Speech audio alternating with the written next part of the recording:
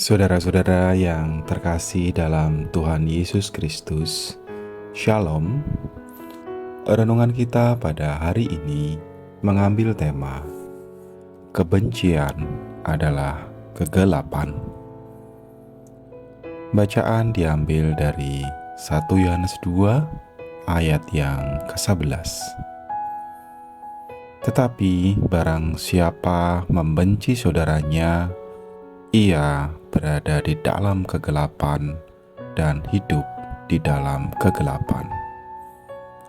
Ia tidak tahu kemana ia pergi, karena kegelapan itu telah membutakan matanya.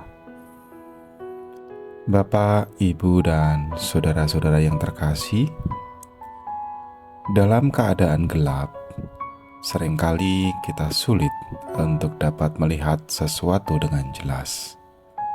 Untuk melihat saja begitu sulit, apalagi untuk melangkah, pasti semakin sulit. Jika tetap dipaksakan untuk melangkah, yang terjadi justru kita akan tersesat ataupun tersandung.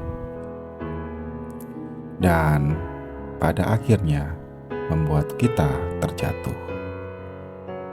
Berbeda ketika kita berada dalam keadaan terang, semua akan terlihat dengan jelas. Kita dapat menentukan langkah kita dengan tepat tanpa harus tersesat. Oleh karena itu, Rasul Yohanes mengingatkan kepada kita bahwa ketika kita mampu untuk mengasihi sesama, mengasihi saudara, kita telah berjalan dalam jalur yang tepat. Mengasihi orang lain bisa jadi sulit.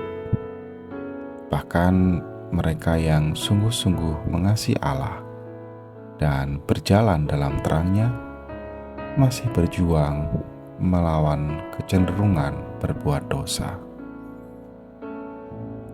Namun Tuhan setia memberikan hatinya kepada kita jika kita mencari Dia.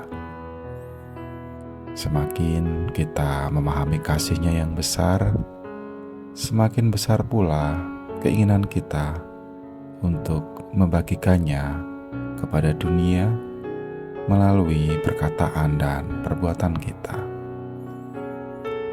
Kasih mengungkapkan kebenaran dan dengan tulus mencari keuntungan bagi orang lain.